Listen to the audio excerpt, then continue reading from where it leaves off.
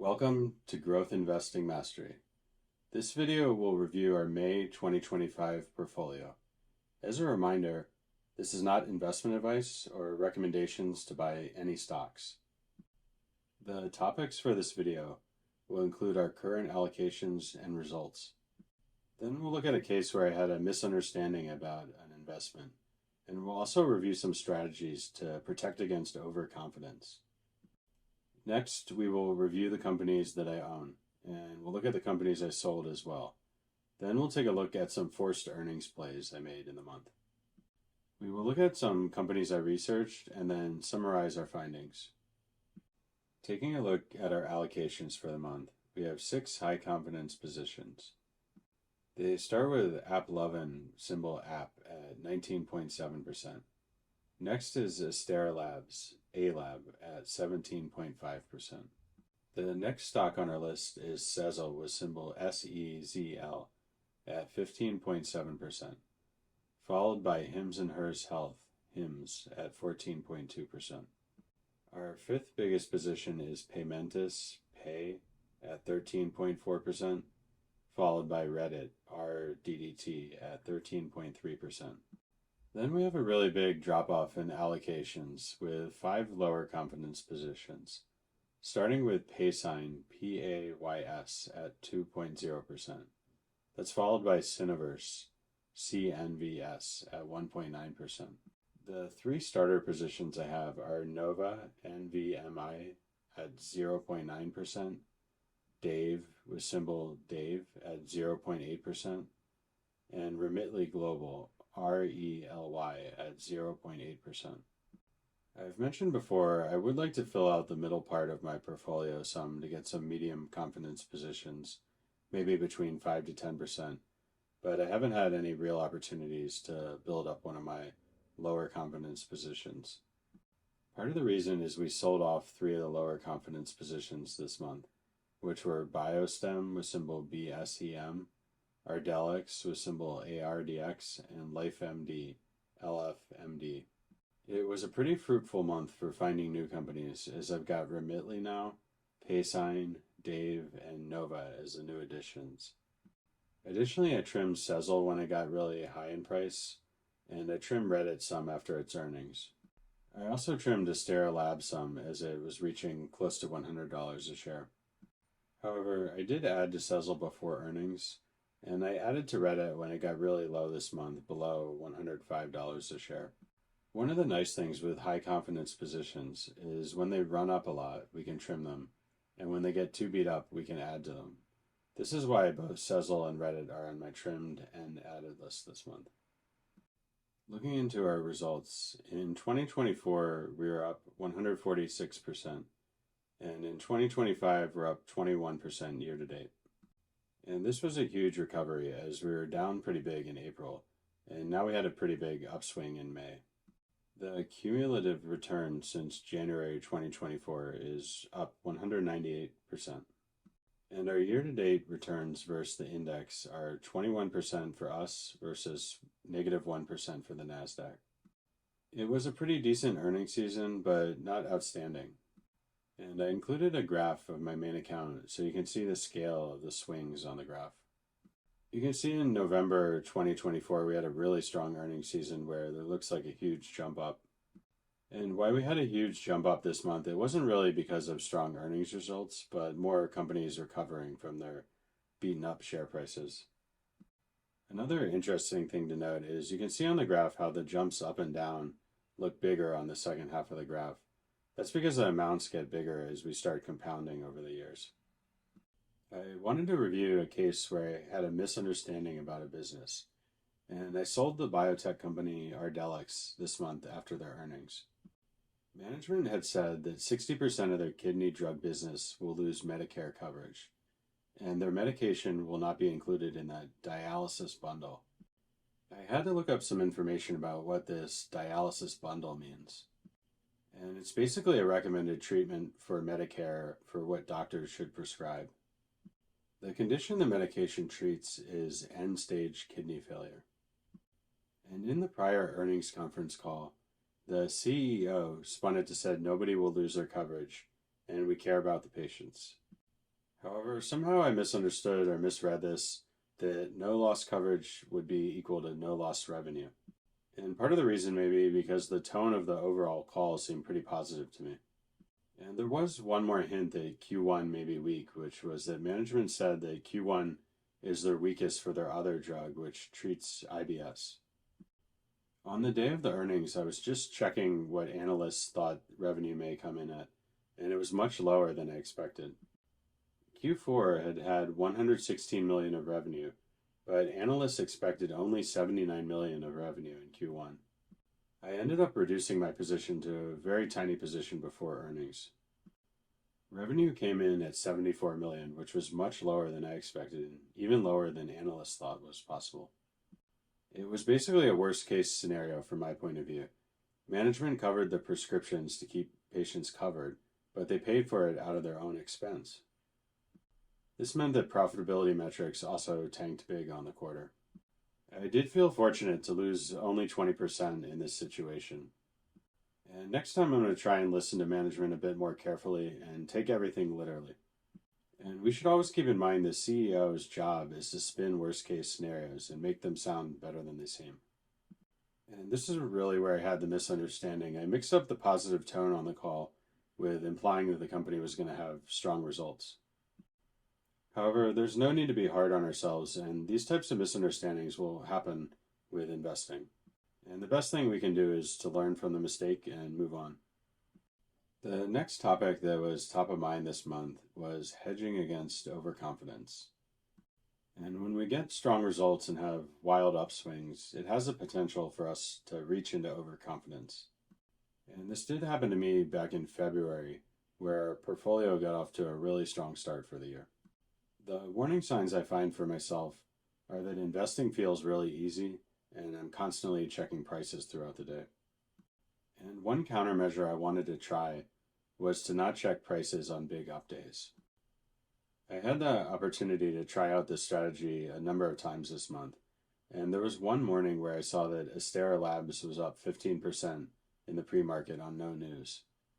Or I should say no news specific to Astera, and it felt like euphoria was beginning to set in. I was able to short-circuit the process of getting overconfident by closing all the apps and taking the day off. And I didn't check any macro news either to see why Astera was up or the other companies as well.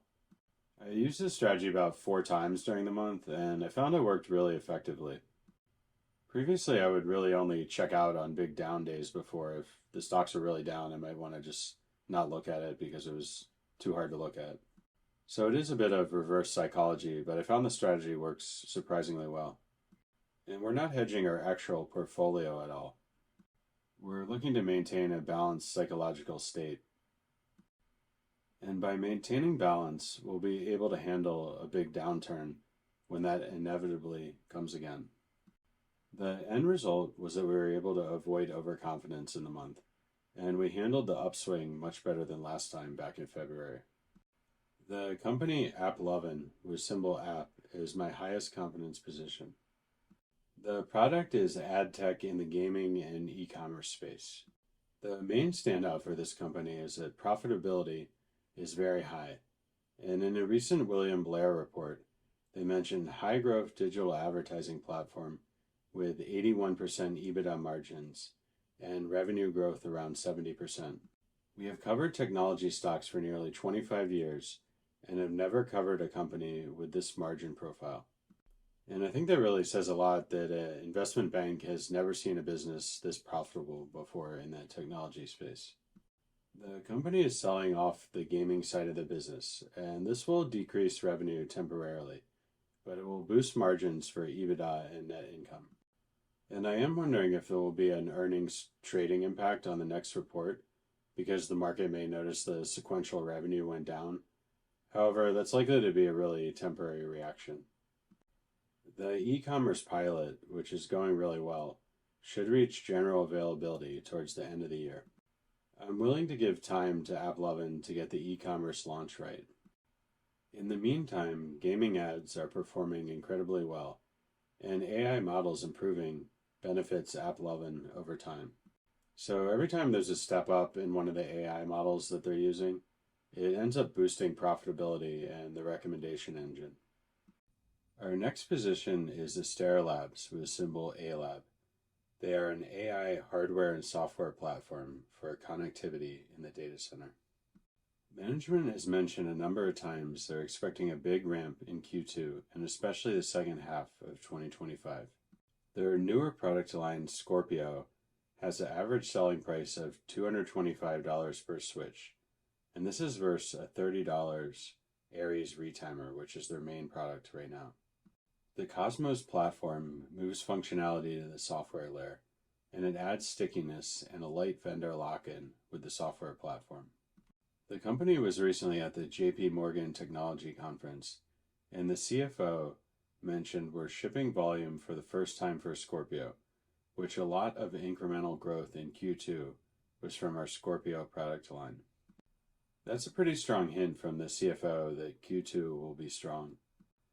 The CEO mentioned the second half of 2025, we actually see strong growth from our Scorpio family for scale out and GPU connectivity. He added, the amount of revenues there are really just starting from scratch. Later he went on, if anything, we are kind of pleasantly surprised at the amount of traction we are getting for some of our new products in the scale up side. This sounds really promising for investors. So not only is Scorpio selling well, it's better than management's internal expectations for the product. The company's Leo product line is in the advanced stages of qualifications with the lead hyperscaler customer. The move to custom ASICs chips from hyperscalers is a net positive for Astera. And recently the company referred to the UA Link Consortium as themselves being a promoter member of the board. I thought that was interesting they called themselves a promoter. Astera really seems to be in this leadership position for defining the next generation of AI hardware specs. Our next high confidence position is Sezzle with symbol SEZL. They are a buy now, pay later solution that builds a user's credit. And this YouTube channel, Growth Investing Mastery, has had a lot of content covering Sezzle. We had an introduction video, earnings coverage, and they were in the alternative banking presentation. The stock is currently experiencing really strong post-earnings announcement drift. This is one theory that even efficient market theorists agree on. There's a pretty good Wikipedia page on this phenomena if you're interested to learn more. The basic idea is that the market cannot absorb all the good news in a single day. And after a company like Sezzle reports phenomenal earnings, newer investors to the company learn about the opportunity and start bidding up shares. After reporting earnings in early May, Sezzle went from $55 a share before earnings to $77, but now it's run up to over $110 a share. The profitability of Sezzle really stands out versus its peers, especially the larger peers of Affirm and Klarna. Both Affirm and Klarna raised a ton of money in the traditional VC process in Silicon Valley. Sezzle is much smaller and raised a lot less money, yet somehow they're much more profitable than their peers. I believe Sezzle has much better loyalty and customer satisfaction from its users compared to other buy now, pay later products. I built out my Sezzle position a bit before the earnings report, and I've started trimming my position a bit at these levels above $110 a share. In this specific case, I've managed this position pretty well.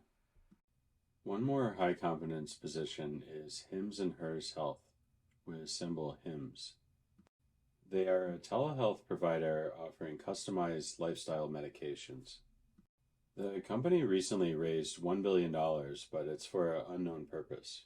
They may be looking to do some acquisition, and I'm not really sure why they need this extra capital, but I'm guessing they'll announce something big soon. The company recently entered the UK market, and they're looking to expand internationally. The CFO presented at the JP Morgan Technology Conference, and he said they're seeing a lot of success treating multiple conditions with one solution. The data ecosystem for HIMS is leading to customization capabilities. And the form factors they have of gummies, mints, or chews drive more adherence, as the company says. Almost 90% of the fulfillment for HIMSS comes from their affiliated facilities. And these facilities are actually pharmacies they own. And I do think calling them affiliated facilities is a bit of a misnomer from the company, because it's really pharmacies which are dedicated to producing HIMSS products, and they own those pharmacies. The collaboration with Novo on products like Wegovy shows an increasing market acceptance. The company said at the JP Morgan conference they're seeing the overall specialties outside of even weight grow at a phenomenal rate. The company is scaling up their lab diagnostic capabilities in the back half of the year, and that could provide additional TAM or products they can sell to users. Newer testing devices from HIMSS are low friction. The customer gets a small device in the mail which they use to do a pinprick on their finger, and then they can mail that back to HIMSS. HIMSS will then use a DNA or blood to get results and inform the user of their diagnostic results. My fifth biggest position is Paymentus with symbol PAY. They are an enterprise SaaS solution for businesses to collect payments. Gross margin for this company has been trending down, but it's because of large enterprise sign-ons, so I feel that's a reasonable explanation. This is yet one more company that was at the JP Morgan Technology Conference, and they mentioned that their solutions are a pretty essential side of the economy. One direct quote was, "Our cash generation was huge this quarter." There are encouraging trends with bookings, the pipeline, and same-store sales, as they call it. They also mentioned that CFOs all become extremely friendly towards Paymentus' value proposition, and Paymentus is replacing legacy infrastructure and providers. One more quote was, "Even the large enterprise clients who are having big in-house systems, they have moved to Paymentus, and they've gone live sooner than we were thinking." And a lot of their customers go live and then they see a significant jump in payment collection. The company is being really cautious on guidance, and they said they want to see at least 4 quarters of growth from their Q3 enterprise ads before baking that into their guidance. And their guidance does not assume the same kind of growth they've seen in Q4 and Q1 they mentioned. Being prudent never hurts, they said. The company only has 4% market share for bills, so there's a lot of potential upside here. One final quote was, "Everything is moving in the right direction at a great pace." My last high confidence position is Reddit with symbol RDDT. They are a social media website and app for community. The stock hasn't participated in the rally as much as some of my other holdings, and it seems like traffic growth is the market's big concern. Google is showing more AI in search results, and they're testing a product called Discussions, which could end up being a competitor to Reddit. Piper Sandler is one of the analysts who track Reddit data, and they use the ad manager data to track traffic trends. They noticed that users declined, but the cost per click improved after declining in March. Piper Sandler also had some commentary on other social networks in this report. For Meta, they saw Temu ad units in the US in April took a material step down, and that could be related to tariffs. I'm not sure if Reddit has Temu ads or Temu advertises on Reddit, but there could be some impact there as well. The Google changes to their algorithm are probably impacting all social media platforms, not just Reddit. My take on the situation is I do have a real concern regarding the traffic, but the stock has gotten beaten up a lot at this point. I will hold to the next earnings and see how the actual impact takes place rather than just guess what the impact is. And anecdotally, I've seen that Reddit is forcing users to log in now on iPhone, and that may end up boosting metrics like DAUs and MAUs for the quarter. Getting into my low confidence positions, I have Paysign with symbol PAYS. They are a fast-growing alternative banking stock with prepaid cards, and I covered them in the video on alternative banking.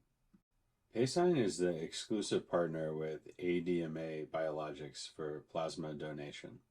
However, plasma revenue is down 9% year over year, And the reason is that plasma centers are overstocked or overbooked. Basically, there's more willing donors than ADMA needs, so ADMA had to cut off some people from donating plasma. However, revenue from Pharma was 8.6 million, which was up 261% year over year, and now makes up 46% of total revenue. So this is a bit unusual where you see one side of the business is completely booming and one side is really flat. So we'll want to see how both sides trend in upcoming earnings reports. The really surprising thing about Paysign is they're already GAAP profitable off a pretty small base, and they have a trailing PE of 40 already. One of the analysts who covers Paysign is Barrington, and they raised their price target to $6 to $7. That's up from $5. Paysign's been on a really impressive run since reporting strong earnings, and my small position is up almost 50% in 1 month. The next company I own is Cineverse with symbol CNVS, and they are a movie and streaming platform. The company had a number of press releases this month where I gathered some new information about the company. They are currently hiring and expanding leadership positions for commercial expansion. The company's Matchpoint software streamlines content delivery. The company said they have one of the most advanced and scalable content distribution infrastructures in the industry today. The platform is delivering higher profitability and faster time to market for content. And I think this is one of the big selling points for Cineverse, is that they have a platform-based approach and that content creators can reach viewers easily. Another product that Cineverse has is Cinesearch, which is an AI-powered discovery content platform for film and television. They said Cinesearch makes deciding what to watch as entertaining as the entertainment itself. And that sounds really interesting because it's kind of hard to imagine searching for a movie to be as fun as watching a movie.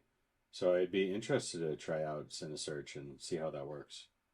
The company recently acquired movie rights for Silent Hill, a popular video game from Konami.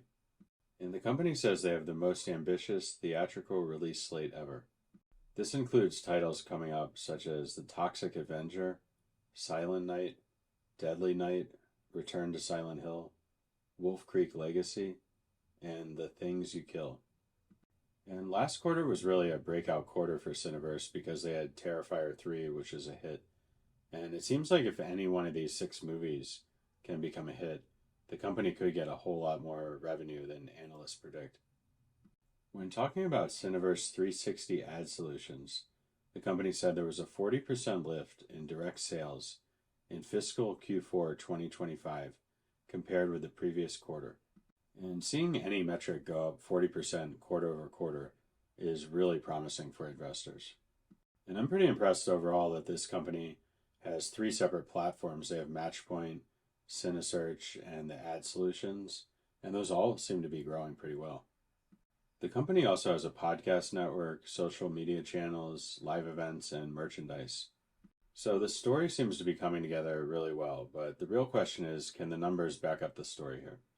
And the company is on a bit of a weird fiscal calendar, so they will report earnings at the end of June, and we'll see how that goes. Next on our list is Nova with symbol NVMI. They are a low confidence position for me. Nova is a supplier to semiconductors, providing advanced tooling. The company is based out of Israel, but they have a global presence, including Germany and the US. Revenue for this company is on a really impressive trend over the past year. It goes from 142 million to 157, 179, then to 195, and then to 213 million in the latest quarter.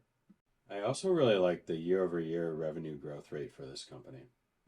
It shows a sequential increase every quarter over the last year, as it goes from 7% to 28% to 39% to 45% and then to 50% in the latest quarter. The company is also showing really strong profitability with EBITDA of 70 million and net income of 65 million in the latest quarter. Their product is something called chip metrology. It works to optimize chip yield, performance, and reliability. Management recently said their position is validated by the recent release of the annual Gartner market share report. Demand is driven by AI applications, and a lot of these applications depend on getting advanced technology nodes that Nova provides. They said the Prism platform is shaping out to be a bestseller for us. And I'm still ramping up on this company, so I don't know too much about the Prism platform, but it's really good to see they're saying that's a bestseller. They said the software business recorded record performance with strong sales of the software suite. There's also heightened demand for chemical metrology solutions. Tariffs have not shifted demand, and there's localized production in the US, Germany, and Israel. They did end up lowering their gross margin by 50 basis points for tariffs, but what was interesting is they said it won't impact revenue, but it will impact margins somehow. The company also mentioned weak Chinese sales are offset by strong performance in other territories. And when I first looked into this company a long time ago, my big concern was they had so much percent of sales to China. And now that seems to be diversifying some, and they make it sound like the Chinese market is less important to them now. So this is all really encouraging for Nova. The next stock I own is Dave, and they have the same stock symbol as their name, Dave. And Dave is a membership-based alternative bank. But the product still has banking solutions that are superior to what traditional banks offer. Users can build their credit easily, and there's no overdraft fees on things like checking accounts, among other benefits. And this is another company that's leveraging AI to take on risk and serve underserved borrowers. Most of the traditional banks are cutting off underserved borrowers right now, and there's more demand for credit than ever. Consumers want more credit, but the traditional banks aren't able to offer it, which is where companies like Dave and Propel and Sezzle come in. The company has had a huge run-up since posting strong earnings, and I do think the valuation has become a bit less attractive, and it's part of the reason I started really small with this position. I wanted to get in with at least some position though. The prospects for this company sound really strong with a lot of enthusiasm from management. The last company I own is Remitly Global, with symbol RELY. The company is a remittance and money sending application. And this is kind of a fun name for me to own because I owned this company about a year and a half ago. And coming back to it now, I'm price anchoring a bit because the price is right around where I looked at it about a year and a half ago. However, the revenue is much higher and the profitability is a lot better. Additionally, the partnerships sound way more promising now. Incredibly, the company signed an exclusive partnership with WhatsApp for Latin America. And this exclusive partnership with WhatsApp started in April of 2025. I really feel management is kind of underselling the significance of this partnership. They kept emphasizing it's a limited amount of locations, and they really want to focus on taking over the Latin American market first before expanding more globally. But it seems like it wouldn't be that much extra effort to turn it on globally, and that would access up to 2.6 billion monthly active users. It's also interesting to me that Meta doesn't want to build this type of functionality in-house. They'd rather partner with Remitly as an exclusive partner here. Another partnership which sounded really promising was with Circle, and Circle's in the crypto space and money transfer space as well. That would be a very strong connection for them to have. With regards to macro, management said remittances have consistently demonstrated remarkable resilience across economic cycles. The company pointed out they're on a rule of 50 for profitability. Send volume for transactions that are over $1,000 are growing faster than overall revenue, and those big transactions are growing 45% year over year. Dynamic risk decisions using machine learning reduces friction significantly, the company said. In Q1, the company launched its services in 3 new countries of Nigeria, Burkina Faso, and Mali. They keep mentioning the business acts as a flywheel. More integrations happen every quarter, and that drives more retention. The company raised guidance slightly on revenue and adjusted EBITDA for the full year. It wasn't that huge a raise, but it was good to see they were able to raise guidance still. My biggest concern for the company is the full year guide is only for 25 to 26% revenue growth year over year. However, I do see them sandbagging a bit here on guidance, and I think the partnerships with WhatsApp and Circle could provide an unexpected boost, which could help the stock price a lot if that pans out. One company I sold this month was Biostem, with symbol BSEM. The company is listed on the pink sheets, and the latest earnings report provided no clarity on the NASDAQ uplisting. It's still a big outstanding question for both management and investors if the way Biostem recognizes revenue is okay. The uplisting process received some feedback about how the company recognizes revenue. Due to this, the company may need to change its revenue recognition policies to get uplisted. Additionally, sequential revenue went from $103 million to $73 million, with a lower net income margin. This latest conference call felt a bit amateurish to me. The sound quality was really grainy, and one individual investor, not even affiliated with an investment bank, was allowed to ask a ton of questions. It was hard to hear his questions, and he must have asked 6 or 7 questions, which is really unprecedented on an earnings conference call like this. The CEO said it's the 5th consecutive quarter of GAAP profitability. However, I thought this was a pretty big spin, as it was a low bar to reach GAAP profitability, because the previous 4 quarters all were GAAP profitable. In Q1, the LCD, or Local Coverage Determination Policy, for Medicare was put in question temporarily. This led purchasers of the wound care products to put their purchases on hold for a bit and see how the LCD policy resolves. The policy was extended to January 2026, but it left me wondering what happens after that. I don't really understand how these policies work too well, and it does feel like a bit of a gamble to rely on these regulations right now. I was determined to sell my shares after this latest earnings report. Somehow the stock opened flat after the earnings report, and it was at $14 where I was able to sell almost all my shares. The stock then slowly dropped to about $11. It's interesting with the pink sheets that there's no pre-market, so it seems like it took some time for orders to process at market open. And this report was really far off from where I thought the upside may be for this company. I thought it was a potential realistic scenario that Biostem may announce its uplisting in tandem with its earnings. I was also expecting sequential revenue growth, as the LCD policy never stopped. However, it was the threat of stopping which caused buyers to be concerned. One more stock I sold this month was LifeMD, with symbol LFMD. There was a red flag from my perspective on this earnings report. Management had said they're raising full year 2025 guidance for both total revenues and adjusted EBITDA, reflecting strong year-to-date performance in telehealth. However, when I examined the guidance raise on revenue, it actually wasn't a raise at all. The original range for revenue they had given for full year 2025 was $265 million to $275 million, and they changed this to go from $268 million to $275 million.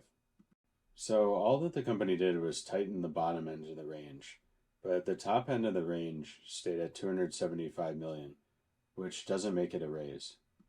And normally companies would say they're narrowing the revenue range here, and I felt management was misleading investors a bit by saying they raised guidance here.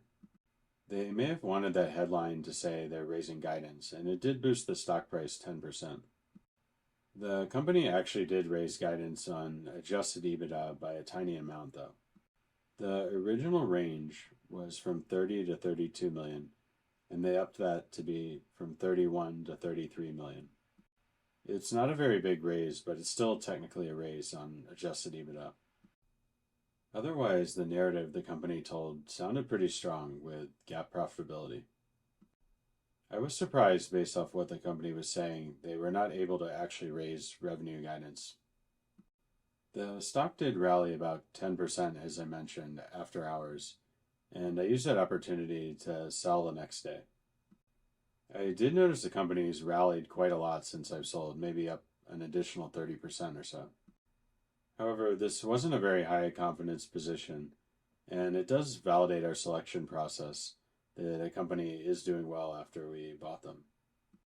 One bit of news I saw on this company after I had sold was they made an agreement with Novo on the weight loss drugs on May 22nd. If you recall from earlier, Hims also made a deal with Novo. So Novo might be making deals with a lot of telehealth providers, and it may not be very exclusive between these providers.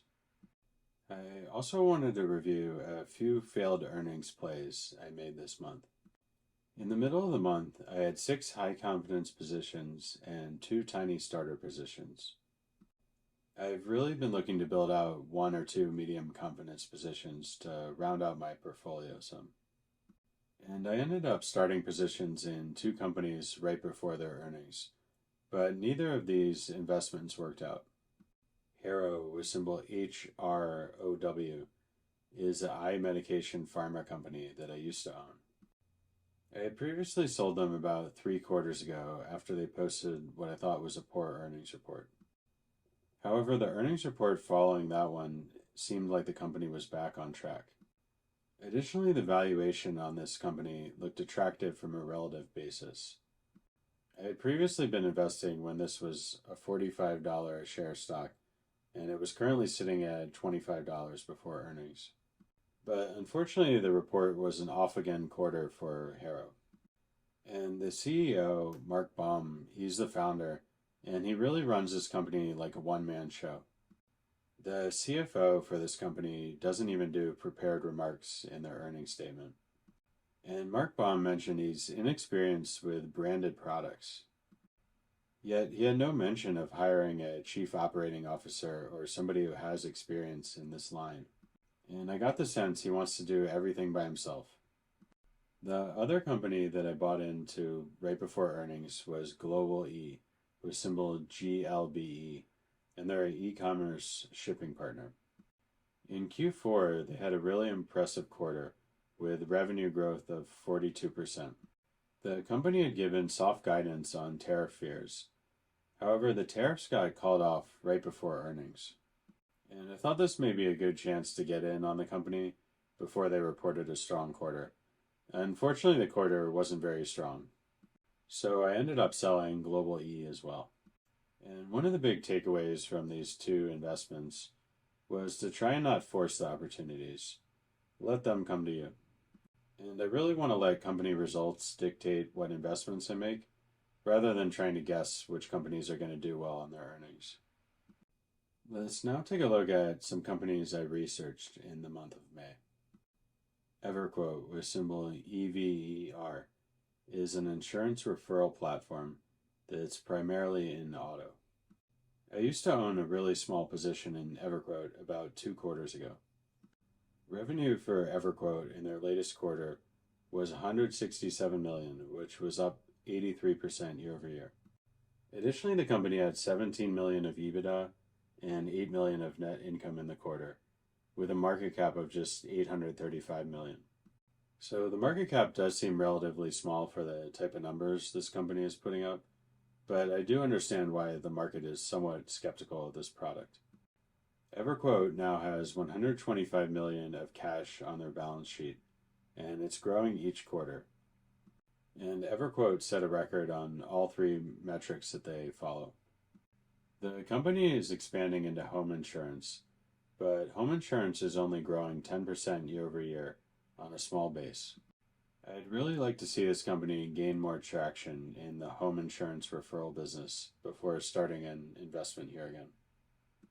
The next company I was looking at is OSCR Health, with symbol OSCR, and they're a health insurance provider. Revenue for this company was $3.05 billion in the latest quarter, which is up 42% year over year. They had EBITDA of $304 million and net income of $275 million. Meanwhile, the company has $4.9 billion of cash or cash equivalents. Yet somehow the market cap for this company is $3.6 billion, and I've been trying to figure out what I'm missing here. It's very rare to see a company that has more investments than their market cap and a quarterly revenue number that's almost equal to their market cap. However, it is typical to see health insurance companies have big quarterly revenue compared to their market caps. It seems like analysts are concerned over ghost accounts and a case where the company misused the No Surprises Act. There is some mention that audits may be coming for Medicare Advantage plans, which OSCR supports. Additionally, the company guided flat after reporting Q1, and they didn't raise guidance. However, it's very hard for me to get over how undervalued this company seems. With revenue growing at 42%, it really does seem like a bargain right now. However, I just didn't have enough enthusiasm, and I had some outstanding questions that prevented me from making an investment in OSCR. I was also looking into the company ONON Holding with symbol ONON, and they're a Swiss-based running shoes and apparel maker who makes the popular ON running brand. The company delivered $822 million of revenue in Q1, which was up 43% year over year. Additionally, they had EBITDA of $119 million and net income of $64 million. The market cap for this company is $19.4 billion, so it's not really a cheap company, and the market does seem to recognize the opportunity here. Sales in Asia are absolutely taking off as they're up 130% year over year, and they currently make up 15% of revenue. For physical shops that ON has, 30 of the 53 global shops are in China right now. The company is discussing a lot of the innovation they have in running shoes, and one of these newer innovations is called Light Spray. It's a shoe which molds to a person's feet, and it's a slip-on style shoe that's meant for running. The selling price for this shoe is quite a bit higher than other running shoes, as it's over $300, and the company is really looking to push into that upscale running market. Some of my biggest concerns for ON are that they have a new co-CEO. The company was founded by two partners who shared the CEO role, but I'm not sure why they need a second CEO if one of them is retiring. The company also mentioned they're looking for a CFO, which didn't sound like a great thing for me. Lastly, I'm a bit concerned about the marketing spend that this company has. They paid for a Super Bowl ad, and they're doing ads with Zendaya. I'm wondering what the upside can be for this company at a $19.4 billion market cap, as a company like Nike is already $80 billion. Let's continue on looking at companies I researched this month. Microvast Holdings, with symbol MVST, is a battery systems company for transport and energy storage. Revenue in the latest quarter was $117 million, which was up 43% year over year. They had $27 million of EBITDA and $62 million of net income. The market cap is on the smaller side at $1.09 billion. Almost all the growth for this company is coming from Europe and the Middle East. However, North America and Asian Pacific are pretty slow right now. The company guided full-year revenue to be up 25% year over year, which is on the lower end of what I'm typically looking for. My biggest concern is why this American-based company is seeing so many challenges selling into the North American market. However, their products are selling really well in the Middle East, and I'm not quite sure why it's taking off so well there. Tempus AI, with symbol TEM, is another company I researched this month. They're a personalized medical diagnostics company. Revenue was $256 million in the latest quarter, up an impressive 75% year over year. But they did have EBITDA of minus $49 million and net income of negative $68 million. They are a fast-growing medical company that's leveraging AI. However, the company is yet to be profitable, and I'd like to see the unit economics improve a bit on their tests. The market cap is $9.2 billion already, and the full-year guide was raised from $1.24 billion to $1.25, a tiny raise after the Q1 results. There was a short report recently released on this company I saw by Spruce Point Capital. I wouldn't be too concerned by that short report, as I've seen that same company, Spruce Point, make frivolous short reports against other companies I've owned before. CorMedix, with symbol CRMD, is another company I researched this month. They are an antimicrobial and antifungal catheter, which prevents infections. And their product is primarily used to treat kidney failure, and they're in the same market as that company RDDT, which I sold this month. CorMedix has seen an incredibly fast ramp of revenue, where they have no year-over-year comparison. And there's also no generic competition, which is really promising for this company. Their revenue trend goes from 0 to 1, then to 12, to 31, and then to 39 million in the latest quarter.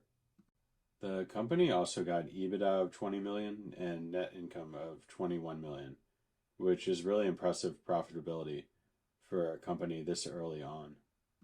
My biggest concern is the company is projecting a sequential revenue decline, and it's partly because a customer loaded up on inventory and bought a bunch of the product in one quarter. I'm not too sure how the market may react with them posting a sequential decline in revenue. Additionally, a lot of this company's success does depend on Medicare and the dialysis bundle. They are in a subsection of the bundle, but I just recently got burned by Ardelyx getting out of the bundle, so it is a big question mark for me on this investment. Looking into a few more companies that were researched in the month, there was OPRA Limited, with symbol OPRA. They have a popular internet browser, and the company is based out of Oslo, Norway. Revenue in Q1 landed at 143 million, which is up 40% year over year. That's with EBITDA of 26 million and net income of 18 million. The market cap is 1.6 billion, and the trailing PE is just 19, so it seems pretty reasonable on the valuation front, especially when we take into account this as a software company, which could have recurring revenue. They have a very wide product portfolio, which is a bit of a concern for me. It includes news, sports, a game maker, ads, cashback programs, Web3, and a VPN. And I'm not too familiar with the revenue breakdown on each of those products or why they offer so many different products like this. But the really big concern for me on Opera Limited is they're majority owned by a Chinese company, which is called Kunlun Tech, and that company had negative 106 million of net income in the last quarter. The concern there is, what if Kunlun gets in trouble and they need to dump a lot of Opera shares? Another company I was looking at in the month is Transmedics, with symbol TMDX. The product is organ transplant devices, and they do the transportation with their transportation network and procurement of organs. Overall, my impression was the company seems back on track. Revenue's up significantly, and the transport side of the business is doing well, which boosted profitability. However, the conference call did not have the typical enthusiasm we look for in an earnings call. Management kept mentioning there may be seasonality again in Q2 or Q3. The full year guide the company gave implied sequentially flat revenues. And there were a few analyst questions about new competitors and federal regulations. Additionally, when I first owned this company and it was a large position, I thought this company had the potential to expand internationally. Yet, quarter after quarter, there's hardly any revenue growth internationally. For example, in their biggest segment of liver, they did 0.2 million of revenue internationally. The typical liver procedure costs 500K, so it seems like they did a single liver procedure overseas and gave a big discount for it. The last company I researched in the month was called Catalyst Pharmaceuticals, with symbol CPRX. They have a rare disease portfolio with 3 FDA-approved products. Revenue came in at 141 million in the latest quarter. That was up 44% year over year, combined with EBITDA of 73 million and net income of 57 million. The profitability and margins are really strong for this company. Additionally, they have cash of 581 million with no debt, and the PE trailing is 16, while analysts project a forward PE of 12.6. My biggest concern is their second biggest product line, Fycompa for epilepsy, hits a generic wall soon. That means sales for that product will be going down soon, and that may lead to some unpredictability in the stock price. Otherwise, Catalyst looks like a promising stock with a reasonable valuation. Let's now summarize our May 2025 portfolio review. We had a really strong recovery for results, even though it was somewhat of a mixed earnings season. And one big observation is that sometimes a single company like Sezzle can carry results for our whole portfolio. There was a relatively big turnover on our lower confidence positions. And I got really interested in these companies I was calling alternative banking, which I made a video on. That includes Sezzle, Dave, Propel, and Paysign. Some semiconductors like Nova appear really attractive to me on both a growth and valuation perspective. And I wanted to add, I'm going to do an upcoming video on how to value a growth stock. I got a lot of questions on the stock screener video about why I'm not looking at valuation through the screener. And there's a good reason why I'm not using valuation in the screener, but I wanted to go a lot more in depth on that subject. I previously mentioned I was going to do a video about our overall strategy, and I decided to put that on hold for a little bit as I didn't feel it was quite ready yet. However, that's a work in progress, and I'll likely review some of the newer companies I own, like Remitly or Nova, in an introduction video. If you enjoyed this video, please subscribe to the channel, or leave me a comment or like below. As a reminder, this is not investment advice or recommendations to buy any stocks. Thank you.